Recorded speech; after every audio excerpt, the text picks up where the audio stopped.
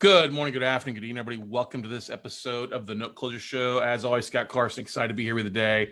Extremely excited to have our buddy Paul Cooper from Totes of Notes join us today. Absolutely love that name, Paul. That's awesome. But appreciate it. Hey, man, glad to have you. How's everything going for you today?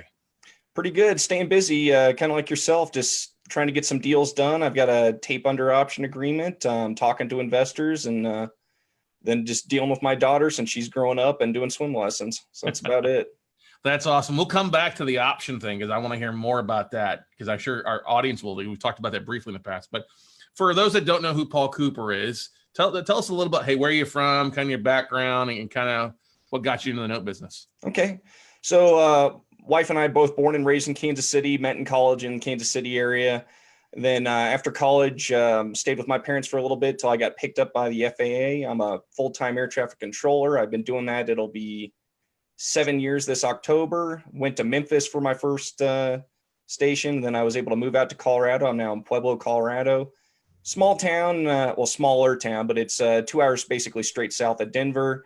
Southern Colorado, we love it here. And I got started basically in notes, just being around the right old guys at the right time. And I got started with tax liens about 10 years ago when I was still in college. Just right place, right time, shut up and listen. Yeah. So in Memphis, were you buying tax liens there in Tennessee or in other areas? I never actually bought in Tennessee. And I never, once I got picked up by the FAA, I never really messed with real estate because I was so busy with the training. If you don't know this, people say air traffic control is super stressful business. It's really not too bad once you're checked out and you get experience, but the whole multi-year training program, it's really rough and you really don't have much time to do anything else. Yeah, I can imagine that. And you're still working full-time as an air traffic controller, Yep. right? I've got a really sweet gig. I work 4 10-hour shifts. So I work Thursday, Friday, Saturday, Sunday, and I'm off Monday, Tuesday, Wednesday. So, if you need to get in contact with me, those are the best days. That's when I contact asset managers, investors, and get things done. And then most of my emails and videos I record over the weekend when I'm not at work, and then get those out for my Sunday newsletter. Okay. So let's talk a little. So you moved to Pueblo, you're working, you're like, I'm kind of in the shift. So let's talk about, you were focused on tax liens beforehand, but what got you into non-performing notes for the most part? Honestly, I don't remember exactly how I got on it. Except I just went back to reiclub.com. That's where I originally met some people, and I met some people that were doing notes, and kind of hooked up with those guys, and then eventually did more research, invested a little bit with them, kind of piggybacked off a few of their things with just they let me come in real sweetheart deal with a couple thousand, and then and I was like, hey, I kind of like this, and then I ultimately found your website, and I was like, all right, well, let's see what it takes to make this more of a professional full-time endeavor. And been a couple of years now, and here I am. Right. And how many deals have you closed so far? So with just the business, since I went, quote professional, I would say we're 38, 37, just under 40. Nice. And if close on this tape of 11, then I'll be pushing on 50. So I'll be good. Well, definitely. It's awesome, man. And this is, you've approached this, you have a full-time thing, but you've taken the time and really planned out your work days that you have, or your free time to make things happen. Now you're not spending all 3 days completely nonstop because you've got a little girl, you've got family and other things, right? You've got to do too, right? It depends. Like right now, the past 3 days, I've taken my daughter to her swim class in the morning. And then before then, I wake up early, I work, go to swim class, come back, put her down, I work. And then when she gets up, I take her swimming again in the afternoon and we have fun. And then I've been working in the afternoon. So the past 3 days, I've been pulling almost full days, but I'm busy getting stuff done, getting due diligence for this whole tape. Normally it's not that intensive. Sure. Normally it maybe 2 hours a day on average. 15 to 20 throughout the week. It just depends. But that's probably the average. And then I'll have a busy week where it's like, hey, I'm pulling 35 hours on top of my 40-hour job. So it just depends. But yeah, on average, I'm not full-time by any means. Sure. But you've taken the time though in would you say 2 years, 18 months? So let's see. I started the business in November of 2017. And I started studying your stuff a few months before that. So the business is not quite 2 years then? Yeah, it's about 18 months then. That's good. Okay. because November. Oh no, it's November something. Yeah, so yeah, not quite 2 years, but pretty close. That's good. That's It's awesome. getting there. Like, taking down close to 40 deals. That's nothing to laugh at, especially doing it part. That's basically 20 a year. That's like 1.5 a month. That's a great part-time thing. Now, is your focus been with the notes you're buying? Are they performing? Are you foreclosing? What's been your kind of your biggest goal? It depends. Like, so I obviously like non-performing just because the chance to hit a home run there is so much higher than with performing. That being said, I would buy all the performing I could if my investors wanted that. Right now, the performers that I have been buying have been ones that have basically been at a huge discount. And so then I still get mine and they still get a pretty good return on theirs. And so that's good. But like if I had a bunch of people that are just like, hey, I wanted, 8% for performing, then I would go out and buy as many performers as I could with that money. I would take my small little bit and I'd be more than happy to do that. But most of the people that I've been dealing with have been studying stuff, so they realize they can make more with non-performing. And so that's generally what they've been doing, and that's what I've been focusing on. But then I've got some people that want a little bit of both, so it just kind of depends. Yeah, and that's a good thing. I mean, are you buying in predominantly a variety of different states, or you've got your core focus of states that you like? Paul? I'll buy, just about any state, besides the Chicago area, New York, New Jersey, the ones that are just insane. Otherwise, I'm pretty open. I'd love to buy Georgia, but, I'm not licensed there and I'm not going to go through that hassle. Same with Kentucky. I'm not licensed in Illinois yet. I probably should be, just because there's more stuff that I could be buying there. But look, I've been seeing enough things in states where I haven't had to mess with that. Well, getting a debt collector's license in Illinois is pretty easy. You just have your attorney fill out the forms and then pay your $750 to the state for their pound of flesh. Yeah. And it's just insane. It's like, if all the states want to move to that, that's fine. Make an online quick test and just let me put my credit card info in and let's be done with it. Yeah, it's not quite like getting a mortgage broker's license where you got to do fingerprinting. Yeah, it's not like you're going through and actually getting a legit study, certification or anything. Because if that was the case, okay, but it's not. Yeah, well, and then also Illinois ruled that if you buy in a note that's already in the foreclosure process, I don't believe you've got to have that license to finish your foreclosure process. I could be wrong, but I remember seeing something like that. So I haven't messed with it. I eventually will. Luckily I've seen enough stuff to where I haven't had to. Now, if someone came across and wanted me to buy a whole tape and there was a bunch of good Illinois stuff, obviously I'd go through the pain to get it done quickly. Sure. So let's talk about, where's your big focus on your buying your assets? You buying from banks, hedge funds? What's kind of where you see? I'd like to buy from more banks, but a lot of it's been CFDs from hedge funds. Okay. Probably the vast majority of it's been that. And but yeah, I'd love to buy some more first position legitimate, not legitimate, but full, mortgages from banks. Yeah, it was kind of weird earlier this year. My sources dried up when I finally had a bunch of investors, and then now it's kind of loosening up where I'm seeing better pricing, stuff not quite as insane. I think they're starting to get more stuff on their books and get more non-performers, and so they're willing to actually be reasonable and start parting with stuff at a decent price. Well, I think that we see that pricing flows. There've been some people have been smoking a lot of crack out there, and some of their pricing insane, like 85% for a non-performer. But then on the same deal, they'll give me another tape that's 75 cents for performers, and I was like, why wouldn't I just buy all the performers then for the 10% discount? Like, I was like, I wasn't trying to be rude. I was just like, guys, this doesn't make sense. Can you try to explain it to me? Like, because maybe there's a valid reason and I just don't see it.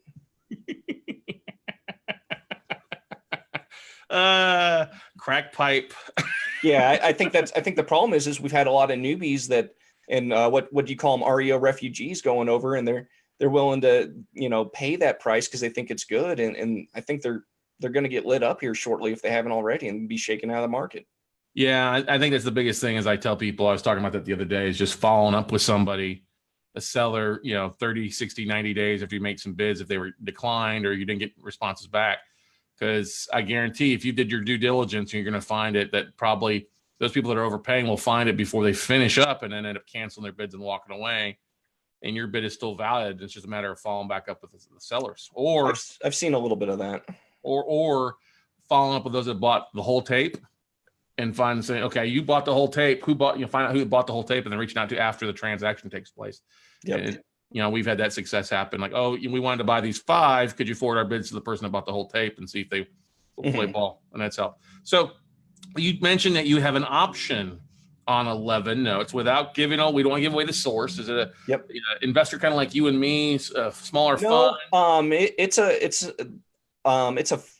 a fund, and they buy their own stuff. And if you go to their website, it says that they mainly focus on performing and non-performing, and it's one of those companies to where you can put in your information and they'll give you a quote on your asset and buy it. And they approached me. I guess the gentleman had been on my email list for a while, and he approached me about buying this tape, but he didn't want me to cherry pick. He wanted to get rid of the whole tape because some of them have been struggling for a while. Getting a really good price on it. I think we're right at 29% of UPB. Ooh, is there equity above the UPB? On some of them, yes, a little bit, but like, two of them are vacant lots, and so I'm going to pocket those if everything goes well, and then I'll just try to sell those to the neighbors for a quick flip. And then a lot of it's lower valued stuff. Like I think the average value is probably going to be between 30 to 40,000 for most of it. So, but reasonable. And so there's a lot of room. When at 29% of UPB, there's a lot of room and flexibility to get stuff done. Yeah, in pretty decent shape besides those 2 lots. I'm still. I just talked to Dickie yesterday, and he's getting all the realtors lined up to do that stuff for me. Google Street View looks good, but who knows? With that, it's the nice thing is when you go through the neighborhoods from Google Street View, it's not like, oh, that's the one nice house and all the other ones are boarded up. They all look to be roughly in the same condition and be, okay. Sometimes you'll go on Google Street View and you'll literally see a drug deal on the corner, and it's like, okay, well, that was, I'm glad I looked. But crime rates look fine. They just, a lot of some of them are pretty rural as well. Like one of them's in like Briceville, Tennessee, and Amsterdam, Ohio. So like some smaller towns, but they're still good properties. So I'm happy to take those, especially at the price we're getting. That's good. That's good there for you. So was the seller open to an option, or did you have to explain it to them? He kind of knew what it was. He let me use my own paper. I asked him, I was like, well, do you have paperwork you want me to use? Or he's like, no, you just use yours. I was like, okay, then. And so I went on and made some. And so it's, $10 a property, $110 to put it under the option agreement, then another 110 to extend it since I needed a little bit more time. And I just confirmed with him yesterday because I found some taxes, not a ton, but a few of them had some taxes. He's like, hey, as long as you can prove that has that taxes, I'll discount it. And so I was like, okay, well, that's easy. I printed it off from the website. Plus, Pro Title, they do a phenomenal job on the O&Es. So I'm just going to give him those to prove the taxes that's delinquent, and then he'll discount it even further. Awesome. That being said, if he didn't discount it, even with the taxes, it'd still be a really good deal. So I was really excited that he said that. So hope he's not listening or watching. Hey, he already said that he would. So yeah, well, I mean, it's not bad though. It's good. He's been pretty reasonable. That's good. Well, that's the thing is if you deal with a reasonable seller and those things, hey, put an option on, it's a great thing. It's not hurting you. You're out $220 if you end up not doing the deal, or 110 on the first side. It's a win for them because now they can try to move the whole thing, have somebody come in and buy the whole thing versus them trying to piecemeal, because a lot of funds aren't in the spot of marketing. Marketing effectively. And you have done, that's one of the things I love about what you've done, Paul, is you've really kind of embraced that aspect in your note business. Can you share some of the things that you're doing to help market for deals or raising capital and go from there? Sure. It's funny, at your mastermind, I got that social media award, and my next email was, hey, I won a social media award, and I'm not really even on traditional social media that much. I do a terrible job of staying on top of Facebook and Twitter and everything else. But LinkedIn and then my email newsletter, those are my homes. I own those pretty well, and that's where I spend my time. Just watching your stuff when I originally got interested in LinkedIn, I took the time to learn it. It made sense to me. I like the fact that it's a professional space. And when I log in there, I'm learning, you get some scammers trying to hit you up for money, but for the most part, it's professional. Whereas I get on Facebook and it's like, oh, Jim's eating a sandwich, and I couldn't care less. I couldn't. And so I like that aspect. Like, I know if I get on there, time spent on there should be productive. because I'm either putting stuff out there for people that are going to be interested and it's going to be professional in nature, or I'm dealing with other professionals. So I love LinkedIn. And then, and that's where I've cultivated a lot of the stuff for my newsletter. And then I do a lot of videos on YouTube that I then I've been posting on LinkedIn. It's been taking a while because I got to go back and trim them since a lot of my videos are longer than 10 minutes. Those are my main things. I need to do a better job with other social media. And that's when I move forward, I'll probably get a hire assistant to help me out with that. And then, but yeah, just LinkedIn. A lot of the groups on LinkedIn are great. Join those. Facebook is good for the investment groups and other professional groups on Facebook. That's a good resource that I like to use. And then there's some forums. Meetups, okay. I've had some issues with Meetup just because I'll try to use those and I just get spammed with other people's stuff. And I don't mind them marketing to me. I just don't want it to be spam. It's literally like one guy will send the maximum amount in the day that he can. You'll get some of the Meetup group leaders where they're just spamming their junk all the time. And it's, Exactly. You actually have how many connections on LinkedIn?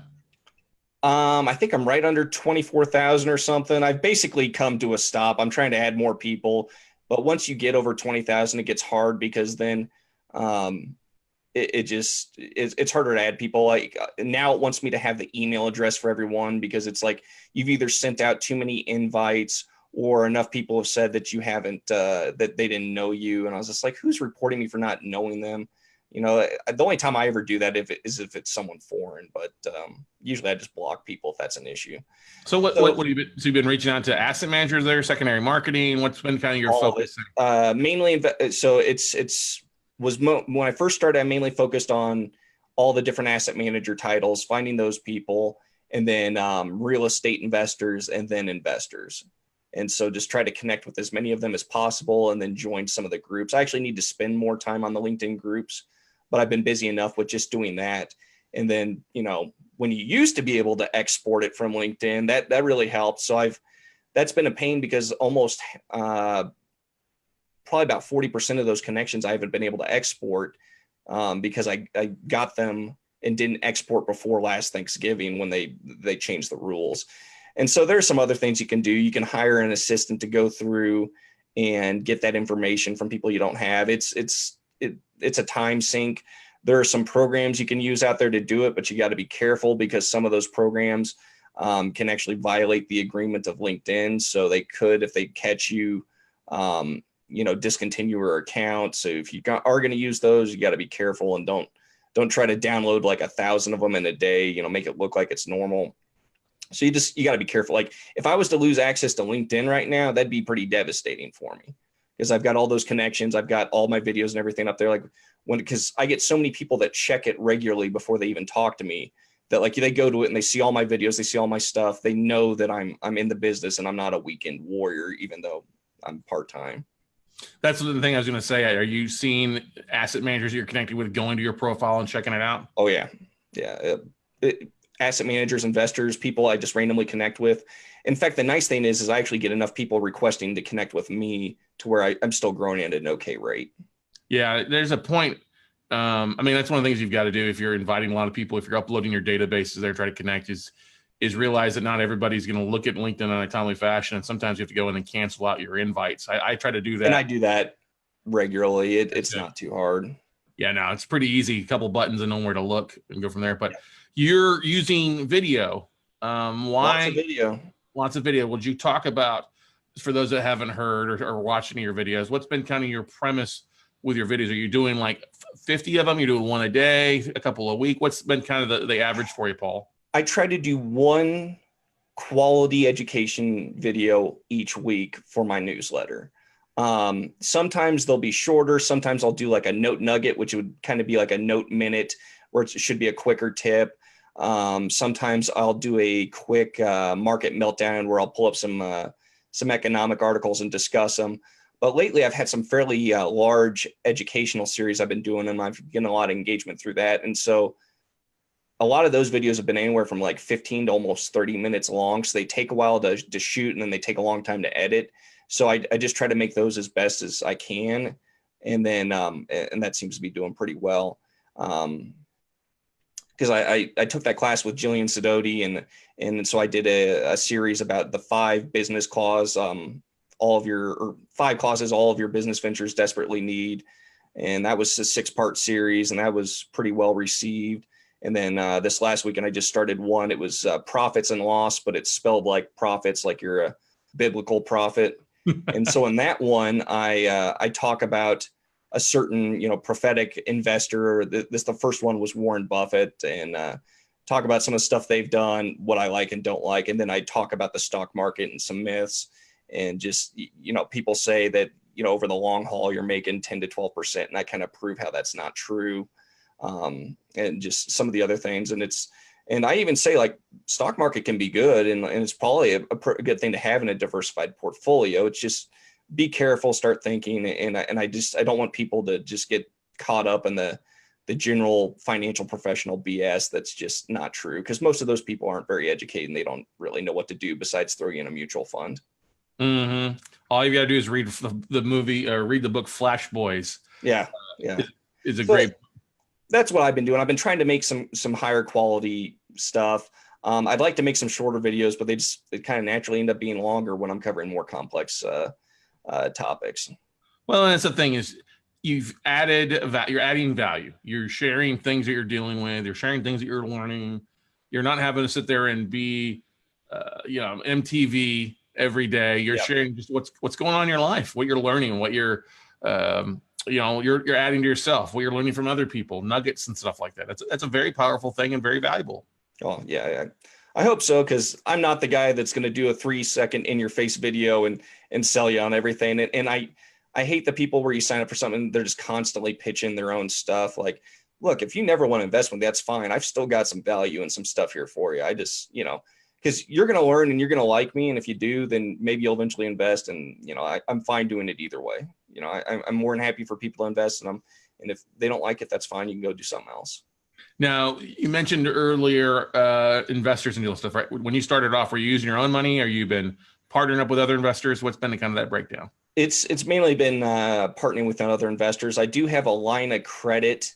It's not very big, so I can only get like 2 deals with that. And I currently have 2 in Jackson, Mississippi, that once I get everything situated with the borrowers and with the servicer, then I will probably look to have someone finance me out of those 2. But that being said, they completely finance my payments for the line of credit. It's just, I'd like to have that be liquid so I could be quickly picking up deals if I need to. Well, that's a good thing. You're using that for if you've got to close quickly. Exactly. And, then bringing other people's money in and then rinse and repeating and going from there. That's smart. Yeah, that's the plan at least. And I'm, hopefully each time that's paid off, I can call the bank and be like, hey, why don't you add another 5 or 10,000 on and grow it up? There you go, brother. What's your long-term goal, Paul? I was really hoping my short-term long-term goal was to hopefully be able to leave my job either into this year or beginning of next year. I don't know if I'm going to reach that goal realistically. It was kind of weird. The first part of the year, like everything like really slowed down for us. Like the pricing just went insane. And so I haven't been able to buy anything. But if this month's been an indicator, if I can keep getting decent deals like this and close on some smaller tapes, then it's a very real possibility. I don't know if I would leave my job, but I just want to have that ability. I looked at the prices of health insurance, especially for mine, because I have insane health insurance. It's through the federal government and it's through the American Postal Workers Union. You can't even get it anymore. It was so good that they cut everyone off. So if you were in it, you can keep it. Otherwise, no one else can add it. And it's just insane. It's a hybrid between a high quality PPO and basically having a health savings account. So when my daughter was born, she had hip dysplasia. Her hips would just pop out. So the first month she had to basically be in a harness. We went to this specialist doctor up in Springs, works for the Olympic Committee. Each time it was like a $3,000 bill. I think I maybe paid $200 worth of paper fees from when my wife became pregnant until after my daughter stopped seeing him. So like, that's a pretty good reason to stay with the FAA, even if I could leave, just because that's a pretty good benefit. Well, you've built the flexibility to decide whether you want to do that Oh or yeah, not. if I'm able to leave, I'm just going to be one bad meeting away from walking out. I mean, I've got really good supervisors, and I like my bosses, and they've been pretty good. But just the government's weird, or one more government shutdown. If I'm able to leave, all right, that's fine. I'll leave, guys. I'm not getting paid anyways. So. Well, that's one of the things too. When you were in here a while back, you were talking about that. You were here because it was during the shutdown. Yep. And a lot of people didn't have savings. And while after everything went back to work, they got their paychecks after a while. But let's talk a little bit about that, because everybody's like, "Oh, I work for the government. I got a steady paycheck no matter what." That's not always the case, though, is it? No. Well, it's funny. There were a lot of crybabies. We missed one paycheck, folks. Let's not cry too hard. We had one paycheck that was like 2 weeks late. Like, come on. Like, especially if you're in air traffic control, it's like most of you are making six figures or close to it. Like, you guys should have enough saved up to where you can miss a paycheck. But nope. Now I felt bad for the people that were like the part-time government employees. They really got hosed. But us, it's like, no, don't cry for me. Like, I'm okay. If it kept going, like, that would have been rough, but I was okay for that. Well, that's the thing. 85% of Americans are one missed paycheck away from being a default. Yeah, I've talked about that. Well, it's like, I think most people don't even have if they had a $400 emergency, they'd have to use credit cards for it. Not just use credit cards, but use them and not be able to pay it off that month. I mean, that's insane. What's been as your journey? What was a hurdle early on for you when you started off as a note investment? What was something that you were kind of afraid of when you first began? Probably, well, I think everyone's probably, at least if you're smart, you're afraid of sounding like you don't know what you're talking about, and you can't talk the talk or walk the walk. I found asset managers and tapes easily really early on, and then I was struggling with investors. So I basically had the exact opposite problem that most people have. And then I've always been super cautious on how I talk to investors and how I solicit them, because there's just so much that you could do wrong very easily. And unfortunately, a lot of people are actually doing general soliciting, and they're not doing it correctly. And they could get into some trouble. And I don't always have the best of luck. So it would be my luck that I would do that. I'd be 5 years successful, and the SEC would come back and be like, "Hey, what was this here?" And so I took the time to learn how to do it correctly early on. It's probably slowed me down initially, but I think moving forward, it's going to be much better in the long run, because now I've got a handful of investors that are looking to invest a substantial amount of money. Jillian really helped me out. We're probably, for those people, as opposed to trying to do some type of fund, I'm probably just going to do individual LLCs with that person, with those individuals, and that'll be pretty easy.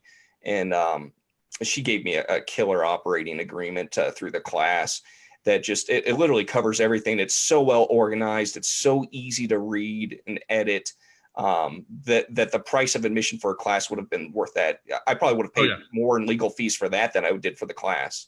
Yeah, the private money rockstar boot camp, the private money rockstar that she does with the weekly webinars, the coaching, and the forms and stuff like that. That's why we love Jillian. Jillian's one of our favorite people out there. Yeah, she's the person I tell everyone to go to, because she's always got time for someone, and she'll figure out a way. Like, you probably don't have the experience or the budget to do a fund within your first couple of years, unless you got a lot of your own money. And there are a lot of ways you can get around it and still be completely legal and ethical, and market correctly, and she'll help you out with that. She'll help you out with, if you give her a call, she'll help you out with whatever you need for your situation. Like, hey, I've only got like $5,000 to get this started. Okay, well then how many people are involved? We'll do this instead. Type of thing. She's really good about that. She's phenomenal, and we can't brag on Jillian more than we already do, but we've tried to, definitely. So let's talk. You started marketing individually you started email blasts out to your databases, correct? Was one thing you started early on. Yeah, I did it really early on. MailChimp. I think I've been paying $150 a month to MailChimp for well over a year now. Now you're not just donating the money; you're actually using it, though, right? Oh yeah, I didn't send out an email during Father's Day, and I generally won't do it if it's a big holiday, or just because it's like, what am I going to put in the email? Happy, Father's Day. Who cares? People are getting that from everyone, so I just push it back. But otherwise, you're getting one basically every Sunday. And then if I have some type of update or something in the works, then I'll also send out my investor email, which goes out to people that have signed up that are more interested in becoming investors. And so they get to see the behind the scenes stuff. They have to fill out an investor profile questionnaire and things like that. The people that are a little bit more serious, and I'll do some stuff for them. I've got a bunch of those videos that I need to probably release to everyone now, since they're dated. It wouldn't be soliciting, and they could see some of the behind the scenes stuff. Well, you're sending one out every Sunday night then, or trying to, besides the regular newsletter virtually every Sunday night, like clockwork. Sunday morning when I'm at work, I'm on breaks. Like, we don't have much traffic Sunday mornings usually, unless there's a fly-in. So when I'm on break, I do most of the stuff then. And then a lot of times I have to do the video beforehand, and then I'll edit it while I'm at work on break, and then I'll have it sent out that evening. During your 3 days that you're basically at the house, are you structuring, kind of time blocking your day so you're more productive around life and swim practice?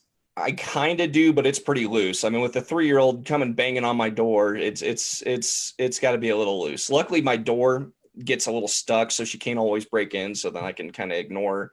But she bounces off the door. Oh, she'll bang on it and she'll say hello forever. But it's fun, and I'll usually let her in for a minute. But what I try to do is I try to get up early, anywhere from 5:30 to 6:30. And then my wife will hold on to my daughter for a little bit. Then they'll finally come downstairs for brunch, and that's usually when I'll take a break. So I try to get about anywhere from 2 to almost up to 5 hours in the morning. And then if I can get that consistently, like, that's enough usually. And then it's just a matter of checking emails later when she's taking a nap and maybe making some phone calls. But yeah, if you can wake up early and that works with your schedule and your job or your family situation, and you can, it's kind of like the military. If you can do more by 5 a.m. than everyone else does all day, like, it'll make a huge difference. And so I suggest that, or you can stay up late. I kind of like, I'm naturally a night owl, but I do better if I wake up earlier, just because if I can do that really monotonous stuff first thing in the morning when I'm fresh, I have the patience for it and I have the attention, whereas later at night I wouldn't. Yeah, that's a good point there, because you knock stuff out. There's, as we're commonly saying, the side hustle, 7 p.m. to 2 a.m. or 5 a.m. to 9 a.m. Yep. If you've got a regular job that you're traveling to or working to, it's all dependent on how much of a priority it is. Now, and I want to ask this question: what did your wife think early on? Was she supportive? Was she like, "What the heck is this note business?" My wife is, I'm sure she has some faults somewhere, but she's always been extremely supportive of pretty much everything I want to do, whether it's hobbies or our family situation, work, or investing. She's always been pretty supportive, especially when she sees me putting in the effort and putting in the time, and then still trying to put in as much time and effort as I can with our daughter. So as long as that continues, she'll be supportive. Now, if one of those goes out the window, then yeah, she's probably going to be less supportive. But yeah, she's seeing the results that you're getting though already, and that's yeah. And we talked about, like, this is probably going to be a 2-year deal at least before we really start seeing, reliable, decent money. Like, the first year I didn't count on making any money. I made enough to pay for the mastermind, which was awesome. I was like, okay, well, in my first year, just listening on basically your free stuff and your free coaching, I can pay for the mastermind, then maybe there's something here. And there is. And so that was a pretty good test. And then this year's been heating up. So should be a lot more this year, hopefully. Right. How's the mastermind and the relationship there helped your business? Oh, I mean, even before then, we talked or texted quite a few times. I met you at the sneak peek. We did the training in Las Vegas. That was awesome. I'd already watched like a ton of your videos, and then I did the Note Blueprint, and the Note Blueprint in your classes are much more organized, whereas opposed to watching your videos, it was a little bit more scattered. But guys, if you wanted to, you could literally just watch his videos and pretty much get an entire free Note education. You're not going to get all the secret squirrel stuff, and it's not going to be as smooth as going to a class. But if you wanted to put in time, you could, or you could go to a class and get it all in a more logical sequence and get it done faster. It's your choice. But no, I like that fact that like all of your free stuff, like, okay, here's something I can immediately go do. And I did that with like all your LinkedIn stuff. And I was like, okay, well, this works. It's genius. Let's go see what else he has. All right, let's do the note blueprint. And I just kind of worked my way up from there. And, in hindsight, if I'd known, I would have just gone straight to mastermind, but this worked out logically with my situation, and it's been working well. So I'm not mad about it or anything. Well, what's the relationships helped you out with? What about being with the other mastermind members helped out? That I'm sure that's been helpful. Been pretty good. Some of them are in were in Jillian's class, and so we had a lot in common there. I probably talked to a mastermind person either through email, text, or phone call at least once a week, bouncing ideas off or something, or just they'll check in and see if I have anything that I don't want, or vice versa. Or a lot of times we haven't had it happen yet, but we're trying to organize like, okay, what could we realistically take down as a group if someone came to us with a big tape? Because I think ultimately that's probably what we need to do. Even with this small tape, I'm getting much better pricing for the whole thing. And because the cherry picking right now is pretty rough for people. So I think if we can come together, get something under an option agreement, even if it's massive, and have, anywhere from 2 to 10 of us come together and take it down, that's probably be pretty sweet setup. But I've learned a lot from them. I've watched Dan's and Chris Savigny's stuff pretty frequently. It was great talking to them at the different masterminds. So they've got some good stuff. Yeah, that's the beautiful thing is everybody's pretty much pulling in the same direction and working towards win-win scenarios across the board. We've been pretty good to keep a-holes out of the mastermind. Yep. And you and I've had conversations with some of those guys calling, trying to figure out investing or things like that. And they were like, you're just not a fit. Yeah. It's like, I've had people like, oh, well, you could potentially make 50%. I was like, yeah, potentially you could make 50%, like in a really, really, really good case. Okay, well, I want a 40% preferred return. It's like, no, that's not happening. It's just not. I'm not the right guy. We talked about it like almost a year ago. That guy that said he had several million he wanted to invest. He was used to making 60+% in seconds. And I was just like, well, so why aren't you doing that now? Well, they can't find him. Okay, so what can you find? Because I'm offering you, I was offering him a sweetheart of a deal where where we could probably get him about 20% with that much money in on a regular basis. Like, no, that's not enough. And then he reached out to me like 6 months later asking, hey, do you have any seconds available? No. I don't. And I believe that guy is still looking for deals. Oh, I'm sure he is. It's just like you got spoiled by a short period in time there where you're making insane returns. But like I tell people, if you can't be happy with normal returns you'd see like in the stock market, like anywhere from 8 to 12% range, if you can't be happy and satisfied with that, then don't invest with me. Mm-hmm. I can beat that. I absolutely can. If you donate or if you invest enough money with proper strategy, we can beat that. But I want the downside to, if you can't be happy with normal, then do something else. Yeah, that's a huge thing. Saying no to investors is a very powerful thing that not everybody is comfortable doing. Yeah, like, I would be disappointed with 6%, but I wouldn't be upset or crying or mad or furious or into relationship over it. But yeah, like people are like, oh, I'm not interested unless it's like, at least 18 to 20%. I'm not guaranteeing that. One, I wouldn't guarantee anything except that I'm going to try my best. I was like, yeah, I'm not going to say that I can reliably do that. I probably could if you invest enough to where we could take down big tapes. But I just, if that's the baseline for you to be even satisfied, no, you got to do something else because you're not going to find that with anyone else. No, not going to find it anywhere else. And that's the biggest thing is one of the things you're good at, and I highly recommend it. Everybody is filtering. Not every investor is a yes. Some of them are flat out a no out there that you don't want to deal with them. And so that's the important thing to keep in mind is, saying no is sometimes saying yes to happiness in the long run. Oh yeah. And I get it. Like, especially those first few, those first few times they email you like, oh, I got an investor on the phone. I better not mess this up. Guys, like they're normal people. And if they can't be happy with some regular stuff, then you see, and if they don't treat your time well, or they sound like an asshole, don't. Like I've got one investor, really nice guy, but he wants to be involved in every little thing, and it's annoying.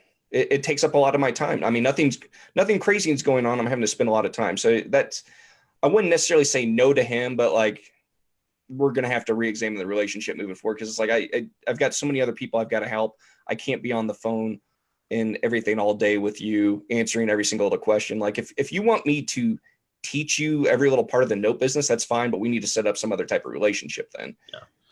Yeah, because your time is not best spent teaching somebody. It's working on things, especially Well, if you're working. I'm happy to teach stuff, but like, yeah, I'm not teaching you 8 hours out of the day every day. Like I've got other things to do.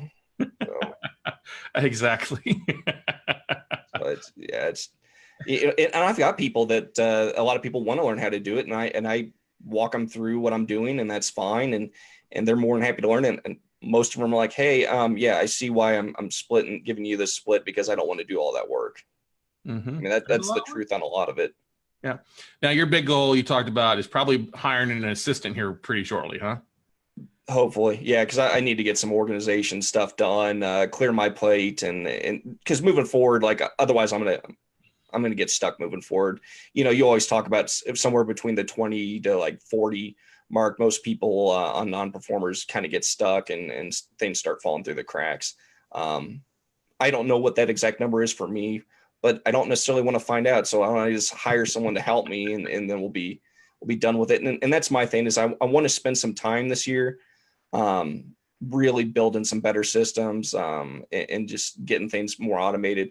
I've been doing some stuff with Podio, and probably going to have to upgrade to what's the other email service provider that you use? I use Infusionsoft Yeah, as well. Infusionsoft. I've been looking at them a little bit. Probably going to have to upgrade to that. I use Mobits for some texting campaign stuff. I haven't been nearly as involved with that as I'd like to, or I should. So I just get some of this basic stuff off of my plate, and then I'll be able to do a lot more of that stuff. So here's a little thing for you. If you happen to see my screen, you can see I put my Mobit thing in my Zoom thing where it says text notes to 72,000 for more info. Now, if you're going to record, are you using Zoom to record your videos? No, I use OBS, Open Broadcast Software. Okay. And I can do stuff with that. And so usually what I do is for texting stuff, I put those in my email, and then I can add it at the beginning or end of my videos. That's a good thing. I would also put it in your descriptions. That's one thing I've been leaving out. I put my website in there, but I need to go back in and add that whole thing, more info, text notes to 72,000 my description, or in your case, text totes. Yep, totes. 72,000. Or just for everyone today, you could text the word IRA to 72,000. And I just published the first roughish draft of a IRA investing ebook. It's completely free. You guys can go download that, and I will let people know as I update it and add more stuff. Are you using 11 pages of guts from somebody? I don't know if it was 11 pages. My book's 13 some odd pages, but I can't remember how much was in the guts. But I've definitely gone through and I've added my own little layer to it and some stuff. Hey, that's one of the extra things about being a mastermind. I'll give you some guts. You can be Frankenstein all you want, brother. Oh yeah, because I was reading through it and I was just like, yep, I need to edit this stuff. I'm gonna make it me, and so I did. And it's really awesome. Basic right now. Just a little bit of my history, how I invest, some of the basics with investing. I really recommend people contact Quest because guys, they'll give you a free education. You don't even have to be a customer. So I mean that's insane. And I'll probably add some more topics there. Mainly, it's just real estate and note investing right now. I may cover some other topics. Probably go into commercial a little bit. May even do some other partnerships and business stuff. Good stuff. Are you going to be attending the Quest Expo again this year? I want to, but I may not be able to. We're really short-staffed at work because we just had 2 people get medically disqualified. It was actually sad. A friend and coworker of mine, he had a seizure at work and then had to be life flighted up to Springs. Wow. He had this freak tear in his artery that caused him to get some blood clots in his head. It looks like he's going to be fine. Like he's out of intensive care and everything. And it looks like he'll be good, but we don't know how long his recovery will be. And honestly, if he walked out of the hospital today and was like skipping and was perfect, I'm sure the FAA would make him go through at least 3 months of testing. They're going to want to put him through stress tests and stuff. So I don't know. And then the other person's gone for at least a month. So I don't know. Like they basically gone through and canceled everyone's leave. So I don't know if I'll be able to attend it this year or not. Did you still have a lot of your totes bags, the Totes of Nuts totes bags? Oh man, behind this screen here, I've got like 2 boxes full of them. I think I ordered 1,000 initially, and I think I've still got at least probably 600 or so. So one of the great things that Paul did, for those that don't know, at the last year's August Mastermind, which was right around the Quest Expo as well, he bought a bunch of tote bags. You got a great discount with less than $1 a pop, something like that. Oh yeah, I think it was a little over 50 cents a deal. They were not expensive at all. Much cheaper than you buy at the grocery store, better quality, bigger. And it's got his logo on his shirt, the Totes of Notes thing on the side. So it's walking billboards. He gave a bunch away to the Mastermind members, people at the Quest Expo. So it's a good walking advertisement for you. Do you get any feedback off of that? Surprising, people like the bags and everything like that, but I really didn't have that much activity off that text campaign. I was really surprised. I've had probably just as much activity throughout the year than I did at the Quest Expo. So that was kind of surprising. It does lend some credibility though, just having that in the text campaign. I think what happens is a lot of times people go there, don't complete it, and then just go to my website and sign up that way, which is fine. I use it also to text some of the investors I have when I have something, and I'd like to do a lot more of that. And then, that's the beautiful thing. Setting up. I mean, if you reach out, they're pretty good. They've got some great campaigns to set up for deals, set up for your, like you said, your IRA investors, and following up with people there. Using it. One of the things you might want to look at doing, if you haven't done this already, is you have new videos. Use it to promote your videos and views on your videos too. That's something that I'm looking into. Like I said, there's a lot of stuff you can do with it, and I haven't been using it like I need to, because I just haven't had the time. And I think it's one of those things. Get these notes done this month, and then just set aside an entire day next month to do some stuff and play around with it. Yeah, well, you're doing a great job, Paul. I mean, you're taking things, you're implementing, you're one of the most coachable students we've ever had. Well, I appreciate it. No problem. Taking a little bit, implementing, getting working. Let's add something else. Let's implement something else. And it's paying off for you. I'm kind of following your build one bridge at a time spiel, because I tried doing that's I tried doing all the social media and all the LinkedIn, and it was falling apart. I was trying to do daily posts, and it just wasn't happening. I was just like, all right, what's my home? What am I good at? And focus on that, master that, and then add something else. And I've been doing that, and it seems to be, it's a slower process, but it's consistent. And I think it's higher quality. Mm-hmm. Well, but you're building the bridges, you're knocking out versus trying to do too many things at once and then being overwhelmed and not being effective. Yeah, that'll drive you nuts. Yeah, it wastes time and money. I mean, it'll waste a lot of money. You can waste money really easy by not using something, but you're using it. You're taking the tools and actually using them, which is powerful. It's the whole thing of why we bring up different marketing ideas and things like that. It's because we know it works. Yep. It's just a matter of implementing one thing at a time. Yep. Then that's what I'm trying to do. Big goal for the second half of the year. I think it's still just probably to try to make myself be able to leave my job if I can. I probably should try to come up with a number, and I did earlier this year. And basically what I found is on average, if I'm buying non-performing notes and they generate such and such profit, then I basically needed to acquire like 2.5 a month, or roughly 3. And so if I could do that, so for the whole year, that would be 36. So if I could get, I'm not going to count the first 10 I got this year, because that was basically previous year stuff that just closed this year. So if I can get another, we'll say 15, then I'd probably be in a pretty good spot, in addition to if I get these 10 or 11 that done. So if I could do 35 to 40 for the year, I'd be pretty happy. Well, I'm going to encourage you to hire somebody even on a part-time basis, 10. And yeah, that's what I'd be looking to do first, probably 10 to 20 hours a week. I even talked with some other mastermind students. It's like, hey, if I hire someone and get them trained up, would you guys be willing to get some times? Because then if we can get someone full-time, it'd probably be more worthwhile for them, for that employee, and then have kind of, I guess, for lack of a better word, pimp them out to the other mastermind students and get some stuff done that way. Arbitrage, not pimp. Arbitrage out there. Just because it's a longer word doesn't mean it's cleaner. Well, I've been saying it for years. I'm like, hey, you guys, you should hire one assistant, 10 hours for 4 people, or 20 hours for 2 people. It'll help you out tremendously. Or if you're putting an order in for like IRA investors, split that list up. Or if you're diving in and looking at bigger tapes, split it up. you do more together. That's the whole reason for the mastermind. It's good seeing people doing that. You're sharing resources, but it's funny. People, it's a great idea, but not everybody is as focused as you are.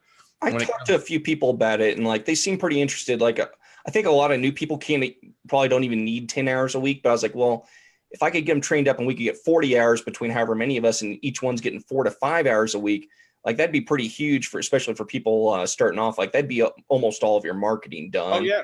Or it could be all your due diligence. And I think it'd be easier because then,